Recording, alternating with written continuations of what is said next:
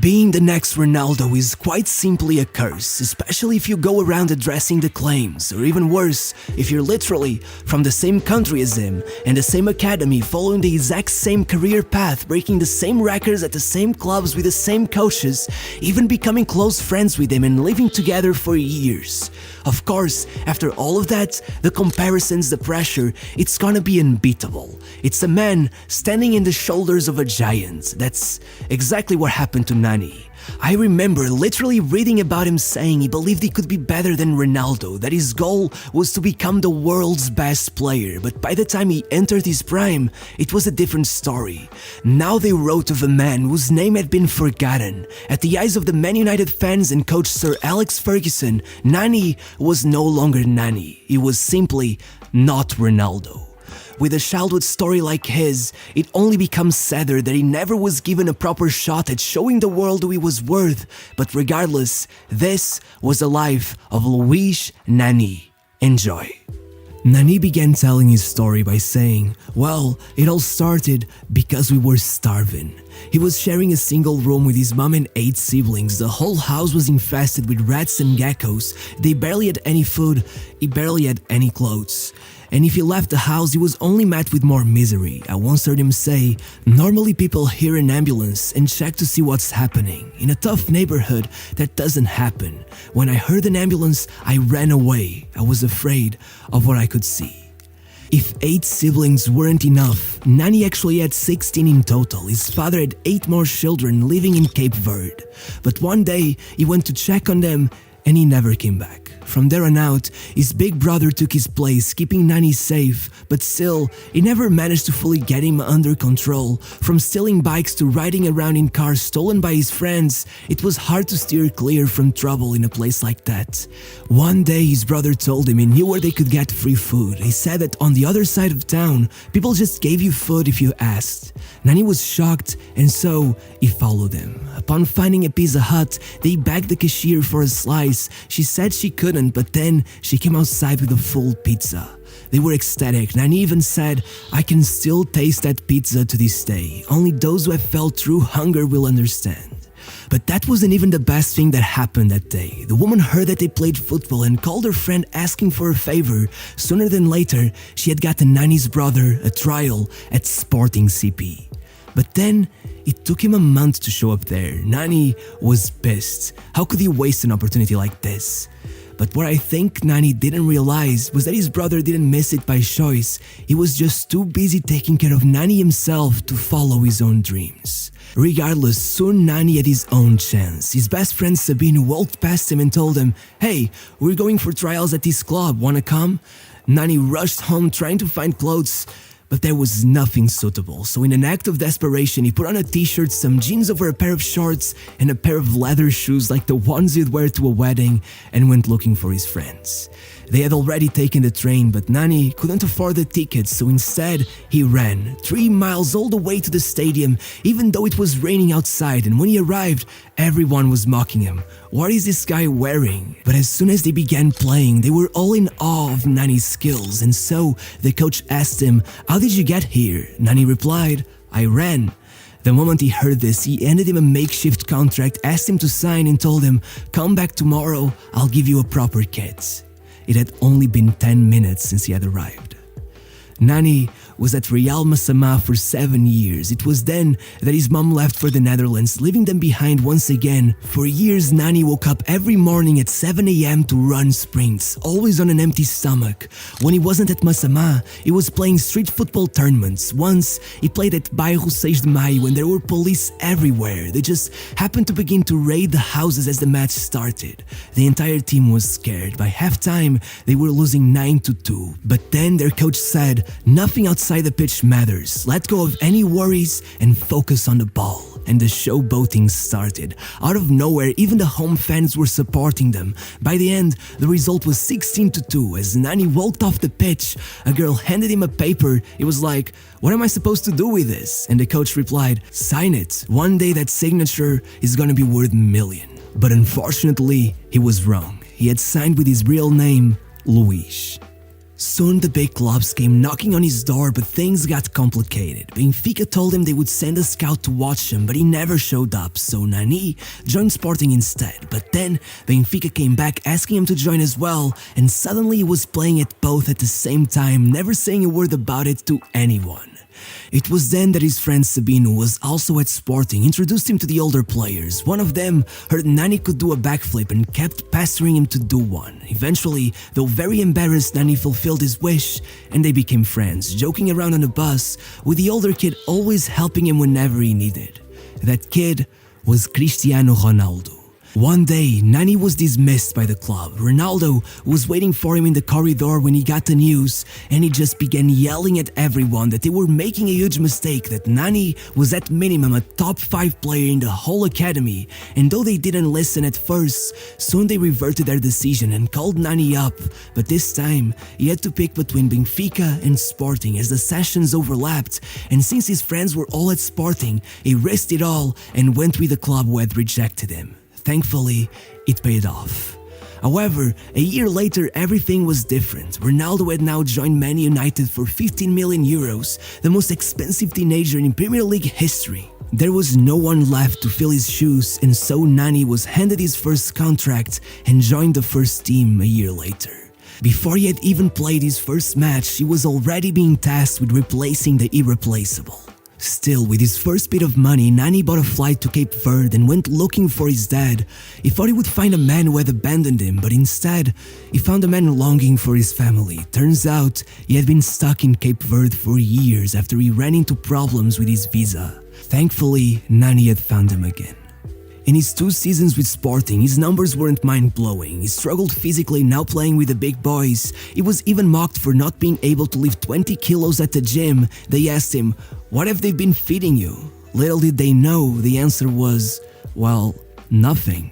But then, with proper training and nutrition, he grew so fast that soon he was lifting more than most of the squad and playing like never before. Right in that first year, Sporting finished second in the league, which was better than any placement they had achieved in the Ronaldo and Quaresma era. And the second season, it only got better. Nani improved his numbers and not only kept Sporting in second place in the league, but he also took them to their first major trophy in 5 years, winning the Portuguese Cup. It was also around this time that he fell out with his agent and got a new one, none other than Jorge Mendes. I wonder if anyone had a say in that decision. Regardless, it was clear that top clubs were under the impression that any young talented winger that came out of Sporting would be a goldmine. Mendes came to Nani with 5 options: Chelsea, Juventus, Bayern, Real Madrid, and Manchester United. Then he pointed at Man United and told them, "Here, everyone will help you. You have Queiroz as second coach, Ronaldo is there as well, and Sir Alex sees you as the next great thing." So Nani got on the first flight to Manchester. 25.5 million euros were paid to Sporting, 10 more than what had been paid for Ronaldo himself just 2 years before. When Nani arrived, he didn't even need to look for a hotel. Ronaldo told him, "Forget about that, you're moving in with me." And so it was. Nani had everything to be a huge success, and upon scoring his first goal through a Ronaldo-esque thunderbolt from 35 yards out, followed by his iconic backflip celebration, the fans were simply in love. Nevertheless, he did struggle a bit to find his place, having to share the available game time with Ronaldo, Rooney, Tevez and Saha, but he still seemed to show up whenever he was needed the most, scoring against Liverpool, assisting versus Roma twice, putting on a show against Arsenal, scoring and assisting too, while also frustrating their entire squad by going around the pitch juggling the ball between his knee and his head, getting fouled aggressively and then being called disrespectful by Wenger. But above all, the most impressive thing of all came in the Champions League final. After Ronaldo missing the penalty shootout, it was 21-year-old Nani who was called up to take the penalty that could have sent Man United home. But instead, he scored, and as both Terry and Anelka missed, Nani was crowned a European champion and a Man United hero, bailing out the great Cristiano Ronaldo. But after all, the great Cristiano, to him, was just his housemate, the kid he met back in Lisbon. By now, the newspapers were already going pretty hard, forcing a rivalry between the two, but according to Nani, they only wanted the best for each other. All that mattered was winning. He says that the number one thing Ronaldo taught him was to be allergic to defeat. By 2009, after a harder season, frequently being dropped in favor of Berbatov and watching from the stands as Man United fell before Barcelona in the UCL final, he finally moved out as Ronaldo left for Madrid. More than ever now, he was expected to replace him, and even he fell for this narrative. I couldn't find any online sources for this, but I remember reading a Portuguese newspaper back in the day. They asked Nani about this, and he said, "I believe I can do anything that Ronaldo has done. My goal is to also be the best in the world one day." So clearly, he also felt this pressure to live up to his friends' achievements, and even Ronaldo himself would go on to say, he's, without a doubt, one of the best players in the world. But regardless, as beautiful as Nani was to watch, his numbers were underwhelming, and though he did show up at the biggest of stages, 2 goals and an assist versus Bayern in the quarterfinals of the Champions League were enough to prove that his consistency was still far from ideal. Nani had not been able to carve out a path for himself. He was still only seen by the fans as, unfortunately, not Ronaldo. Nowadays, seeing how the fans treat Martial, who is loved despite being ever so frustrating to watch, establishes the perfect parallel. Why didn't Nani get that same love? Well, I can tell you, but it was also in 2010 that he was famously accused of ruining Ronaldo's greatest ever goal. The thing is, he didn't. Not only was he not offside, he only touched the ball inside the goal. It was the referee who should have been the target of so much anger. Regardless, it clearly didn't affect him much, and I can tell you that his 2010-2011 season was one of the best by any United player in history. That year, Nani scored 10 and assisted 20, 19 of which in the league, meaning that across Europe, only Messi had registered more assists, and that in the history of the Premier League, only Henry, De Bruyne and Fabregas had managed to outdo him. It was also that season that he reached 100 Premier League matches, and he was outdoing Ronaldo across the board. It was a season in which, despite dealing with 2 different injuries, he went on a run of 28 Premier League games with 28 goal contributions. It was easily one of the best in the league, and he was still 24.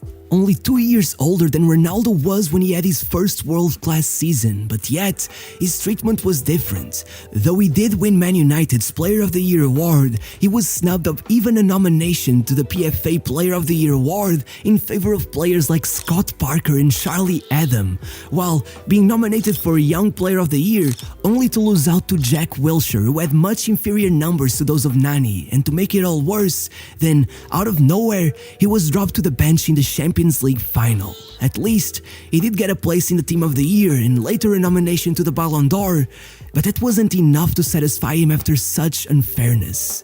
The next season, he was contributing to goals at a rate like never before, 25 in total, at around 1 every 114 minutes, but United underperformed and Sir Alex was still treating him like an immature child. As Bebe would tell the press, Ferguson was always shouting at Nani. He saw faults in everything he did, probably because he thought he would be as good as Ronaldo.